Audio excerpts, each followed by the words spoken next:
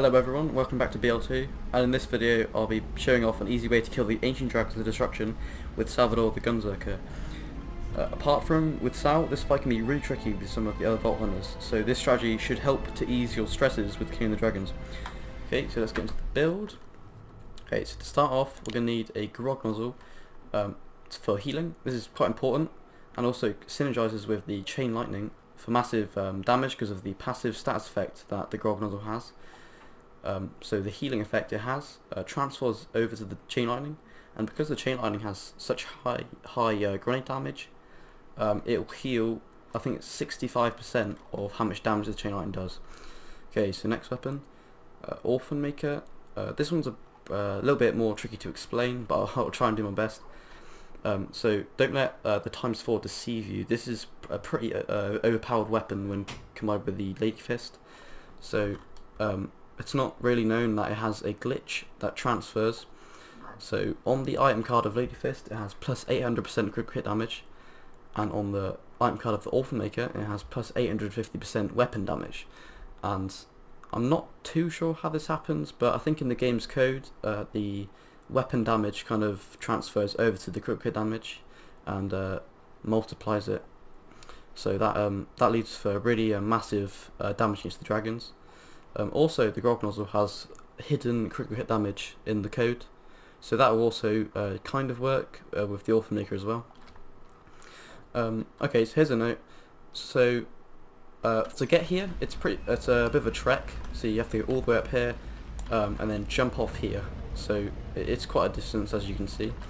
So I'd recommend fast Sal, and what to do with fast Sal is get a Fabled Tortoise and in Raidacom, and what happens here is because the shield is depleted on the Fabled Tortoise, it increases movement speed, and so because it's low level it has very little capacity, and because you've got a high level Raidacom, it minuses all the shield capacity and basically allows you to be fast all the time, as you can see here, pretty fast.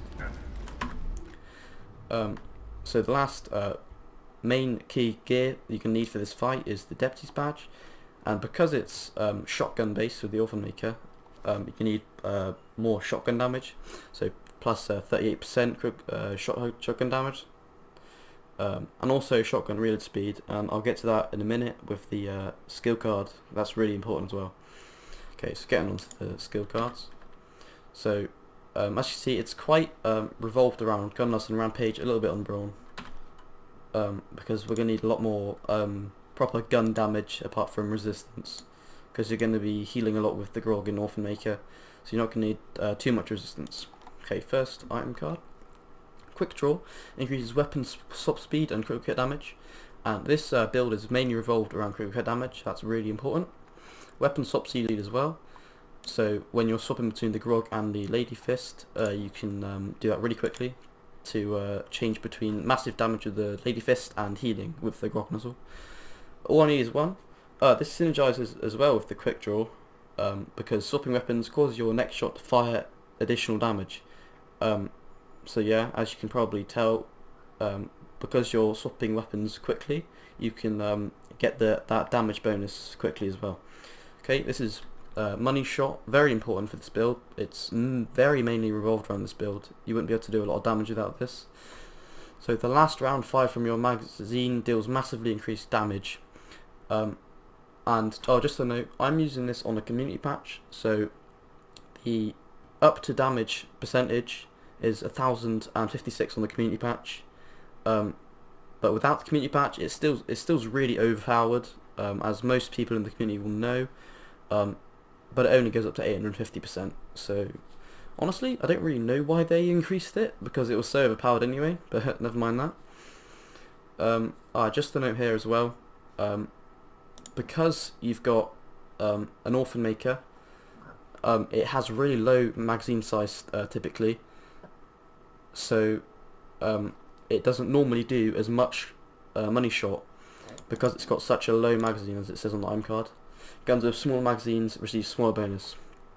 But because the weapon system in Salvador is passive, actually in the game with any weapon it's passive, the magazine size bonus transfers over to the Orphan Maker while you're using it. So it gives full money shot bonus because you've got 12 magazine size. So next skill, autoloader. Killing an enemy instantly reloads all of the guns you've equipped that are not currently in your hands. So this is going to be most significant when you're killing Brood, or when he spawns those little green dragon things. Also, you gain reload plus 15% reload speed, so that's really good when reloading the Orphan Maker. So you get some really high reload speed at the end of all of the skill trees. So, oh yeah, down not out. You can Gunzerk more and fight for your life. This is pretty important, just in case you get down during the fight. You keep your Gunzerk and don't waste any of the Gunzerk. Lay waste. This is a kill skill. Killing an enemy increases fire rate and critical hit damage. And this build is mainly revolved around critical hit damage, so we need as much of that as possible. Divergent likeness. When Gunzerking two guns of the same type, you deal bonus damage, but when Gunzerking with two different types of guns, you gain bonus accuracy. So plus 30% accuracy for this, and yeah, you're basically going to be able to get those crits most of the time with this. No kill like overkill. So when you've just killed a one of the dragons, you could quickly transfer over to another dragon, and it will transfer that damage you've left over from killing that dragon to the other dragon, so you can get off a really good start and get that first damage in quickly. Okay, so inconceivable, would not recommend this at all for this build, because if your shots have a chance to not consume ammo, it means that you're not going to be able to get the money shot as quickly, and that's the whole point of this, with the reload speed as well. You're going to need to get money shot as fast as possible for every time you reload your weapon. Fill to the brim, increases magazine size. So this is really important for the Orphan Maker, because typically the Orphan Maker will have two magazine size, and that won't do the maximum money shot because you only fire once, and for some reason when you fire only once, so let's say you've got 2 magazine size or 1 magazine size, and it consumes 2 or 1, it will only do like a slither of the money shot bonus, which is, honestly, I don't know why it does that, but probably due to the magazine size being smaller. Lasts longer, increases duration of Gunzerking, that's key if you want to keep Gunzerking for the whole fight. 5 shots or 6, would not recommend this either, because if you keep adding ammunition to the magazine, you're not going to be able to get those money shots as frequently. Steady as she goes, this is pretty decent. Recoil reduction plus 80%, pretty good for getting those crits, and chance to improve accuracy 30%, which basically means that you can keep getting quick hit damage because the Orphan Maker spreads quite a bit, so that's really useful. All in the reflexes, increases reload speed and melee damage. Melee damage isn't useful for this build at all. Granted, you can use this for double rapier style, but it's not going to be great for this build. The reload speed, however, is going to be great for this build because we need to maximise the amount of damage we can get in per second. I'm ready already. Increases cooldown rate Gunzerking. That's really good because if you're out of Gunzerk and you're trying to heal yourself, you'll have to heal yourself less time than you would if you didn't have this skill. So you can get Gunzerking back really quickly. Yippee-ki-yay, killing an enemy while Gunzerking increases the amount of time you can Gunzerk. This probably will only work if you're killing the green basilisks that spawn by Brood. Double your fun. This is pretty good with synergy with chain lightning, because if you've got double chain lightning damage, then you also have double percentage for the Grog Nozzle healing. Get some. Shooting an enemy decreases your Gunzerk and cooldown. Again, this is primarily for keeping your Gunzerk. You're going to need Gunzerk for the whole fight. Keep firing. And this isn't that important because you're using shotguns, and because they're Jacob shotguns, you already have really high fire rate. But it's pretty good for the Grog Nozzle because if you'll keep firing, you can try and get those that slag in as quick as possible. It also increases reload speed, so that's pretty important as well, especially for the Jacob's Orphan Maker. brawn doesn't have a lot on this tree, but that's, as I said, because we don't need as much damage reduction. We've got hard to kill, so this increases maximum health and gives you a small amount of health regeneration. This synergizes with the evolution, which I actually forgot to mention. So evolution increases elemental resistance and also increases health. It also regenerates health, yeah. So this will be really great against the elemental status effects that the dragons will do against you. Also, so with Asbestos here, which is actually +5 on this class mod here. I forgot to talk about this. So Chaos Fever Monk, you've probably heard of this before. It gives really high amount of critical hit damage and fire rate. So fire rate's really quite important for the Grog, not so much important for the Orphan Maker. But as you can see, it gives +6 money shot, and that'll be like really important for getting that really high amount of damage in. Let's see. Also, from the class mod, it gives you enemy status effect duration, so it basically minimises the amount of time that you have elemental status effects on you, and this is really quite important because you don't want to be taking a lot of damage from the dragons, because the elemental status effects they'll give on you can kill you pretty quickly. So this also kind of synergizes with the evolution as well, because it's purely elemental resistance, and elemental resistance is important in this fight. So yeah. Also, I should probably mention that you don't have to use an evolution. It's probably the best shield you can use for this fight. You can also use the Rough Rider, which is actually a pretty good raid bossing shield in general. Plus 20% general damage resistance, increases max health. So it's pretty good, but I would recommend using the evolution instead. Okay, let's get on to the fight. So, what you can do here actually. So as soon as this floor kind of turns, or sizzles and then turns black, Brood will spawn on your left side, and you're going to want to kill Brood first. You're going to Gunzerker, so try and slag him, then get a bit of damage onto him. He'll start spawning his Basilisks right away, so you can get the kill skills on them. Okay. As you can see, or you should be able to see, he's already done half health. Keeping alive here is pretty difficult. There you go, so that's damage. It's a bit more difficult to see. Right, get some status effects on. These will activate your kill skills. There you go. There you go. So also the Basilisk. The next person you should probably get down is Helium. There you go. Because he can heal the other dragons.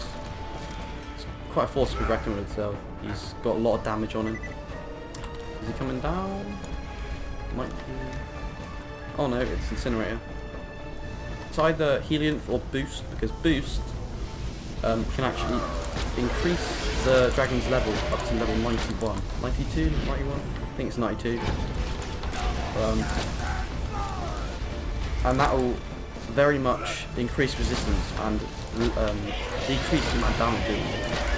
So it's important to get rid of those kind of there you go, he's dead. So next person, Boost, please get down. There he is. So now you can try and get all those. I think I've got a kill skill, might do. So kill the dragons, and as you can see from the kill skills and the money shot, the damage really multiplies. Oh, here you go, it's a perfect example. If you're out of Gunzerker, you can just use the Grog and Chain Lightning to heal. As you can see, I'm switching between my Lady Fist and my Grog quite frequently, and this activates the what's it called? The reload skill. I can't remember what it's called right now, but that increases damage. Not too much, but it will be quite significant in the end. You can see doing a little more damage on here. If I had a Basilisk, I might be able to do at least 3 times more damage. I've run out of Gunzerker, so what I'm going to do is just get some healing, which I don't actually need because my shield's up. But now we're in the home stretch of the fight, and we've only got Helianth. so it's pretty easy from now on.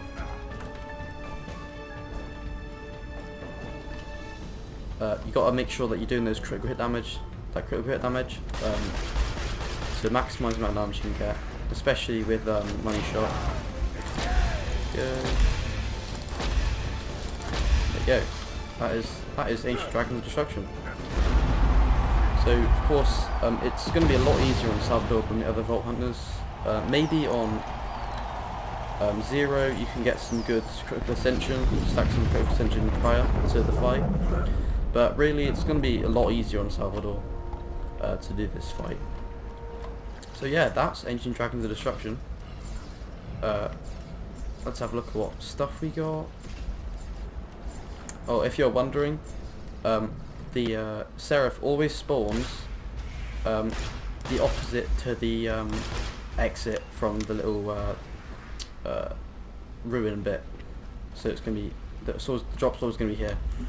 Looks like we've got a hoplite, a blockade, sorry, not a hoplite.